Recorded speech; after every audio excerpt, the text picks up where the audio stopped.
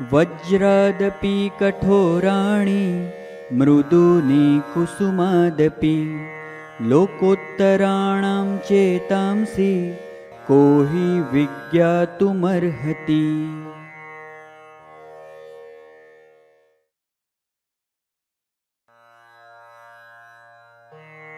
आर्यो नश्यतां प्रतिदिनं याति क्षयं यौवनम् प्रत्यायान्ति गतः पुनर्न दिवसाः कालो जगद्भक्षकः लक्ष्मीस्तोयतर अंगभंगचपला विद्युच्चलं जीवितम्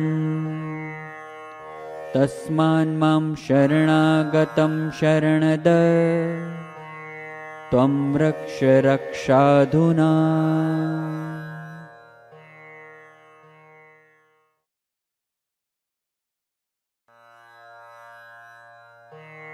अंगं गलितं पलितं मुंडं दशनविहीनं जातं तुंडं वृद्धो याति गृहीत्वा दण्डं तदपि न मुञ्चत्याशापिण्डम्।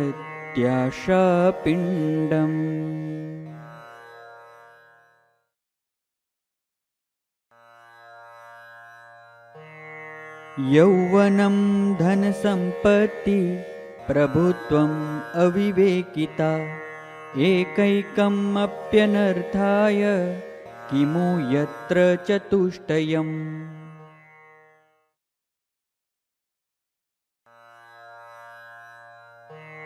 वज्रादपि कठोराणि मृदूनि कुसुमादपि लोकोत्तराणां चेतांसि को हि विज्ञातुमर्हति।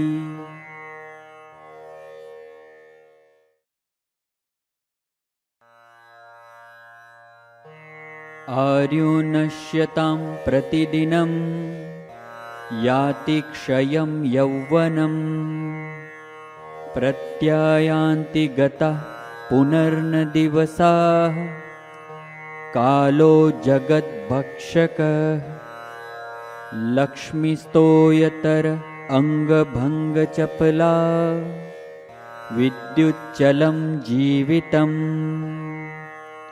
तस्मान्मां शरणागतं शरणद त्वं रक्ष रक्षाधुना।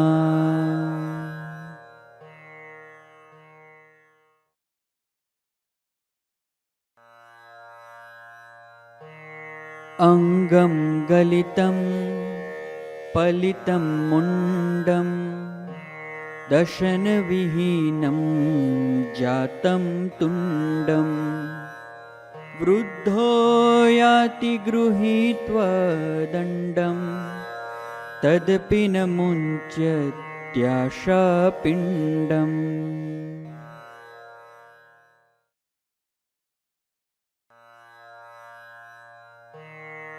यौवनं धनसम्पत्ति प्रभुत्वम् अविवेकिता एकैकम् अप्यनर्थाय किमु यत्र चतुष्टयम्।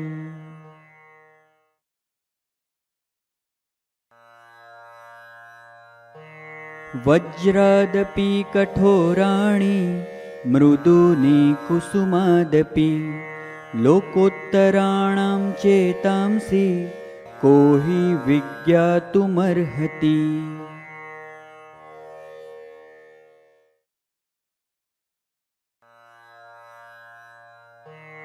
आर्यो नश्यतां प्रतिदिनं याति क्षयं यौवनम् प्रत्यायान्ति गतः पुनर्न दिवसाः कालो जगद्भक्षकः लक्ष्मीस्तोयतर अंगभंगचपला विद्युच्चलं जीवितम्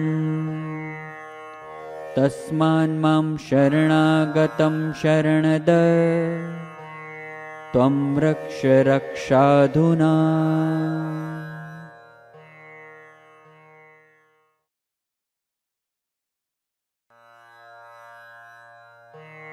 अंगं गलितं पलितं मुण्डं दशनविहीनं जातं तुण्डं वृद्धो याति गृहीत्वा दण्डं तदपि न मुञ्चत्याशापिण्डम्।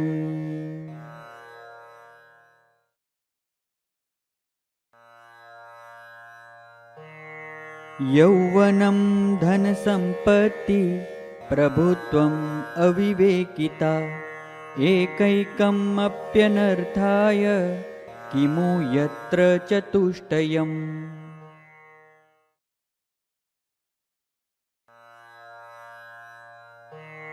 वज्रादपि कठोराणि मृदूनि कुसुमादपि लोकोत्तराणां चेतांसि को हि विज्ञातुमर्हति।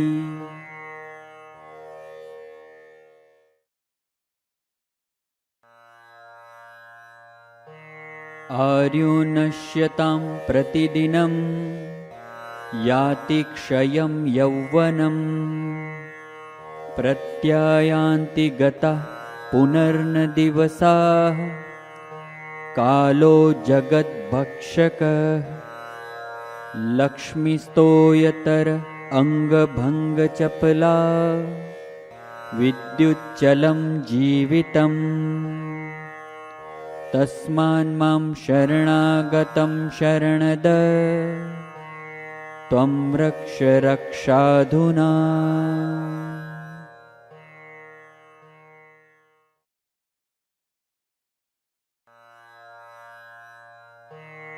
अंगं गलितं पलितं मुण्डं दशनविहीनं जातं तुण्डं वृद्धो याति गृहीत्वा दण्डं तदपि न मुञ्चत्याशापिण्डम्।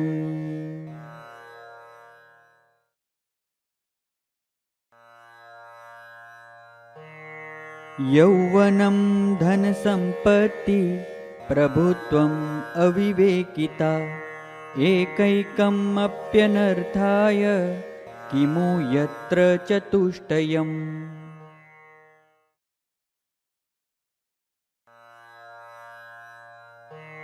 वज्रादपि कठोराणि मृदूनि कुसुमादपि लोकोत्तराणां चेतांसि को हि विज्ञातुमर्हति।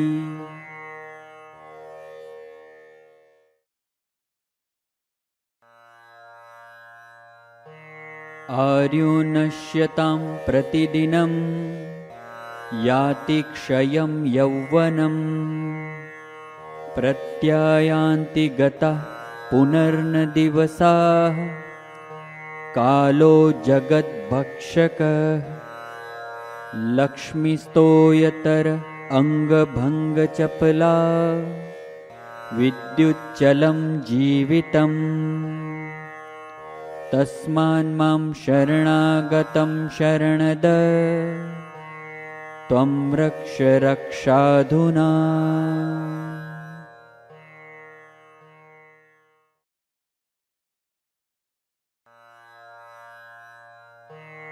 अंगं गलितं पलितं मुण्डं दशनविहीनं जातं तुण्डं वृद्धो याति गृहीत्वा दण्डं तदपि न मुञ्चत्याशापिण्डम्।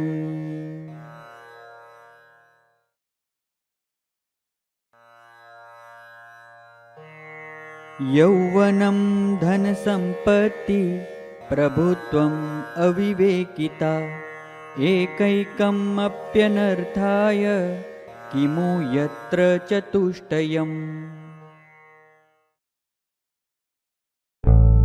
गुड, आपके सारे रिपोर्ट्स नॉर्मल हैं। अब आप बेबी प्लान कर सकते हैं। कुछ और है जो आप सजेस्ट करना चाहोगे?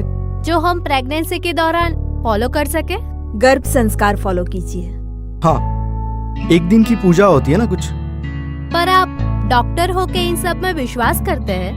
नहीं, मैं सिर्फ एक दिन की पूजा या यज्ञ के बारे में बात नहीं कर रही हूँ। ये बेबी प्लानिंग से लेकर डिलीवरी तक की प्रोसेस है। और हाँ, मैं डेफिनेटली गर्भ संस्कार में मानती हूँ। एक मिनट समझाती हूँ। देखिए, बच्चे के 80% दिमाग का विकास माँ के गर्भ में होता है। इस समय में वो सारी चीजें सुनता है, महसूस करता है और याद रखता है। अगर इस समय के दौरान कुछ खास एक्टिविटीज की जाए तो उसका सीधा असर बच्चे के IQ, EQ, PQ और SQ पर होगा। पर ये महंगा होगा। बिल्कुल नहीं।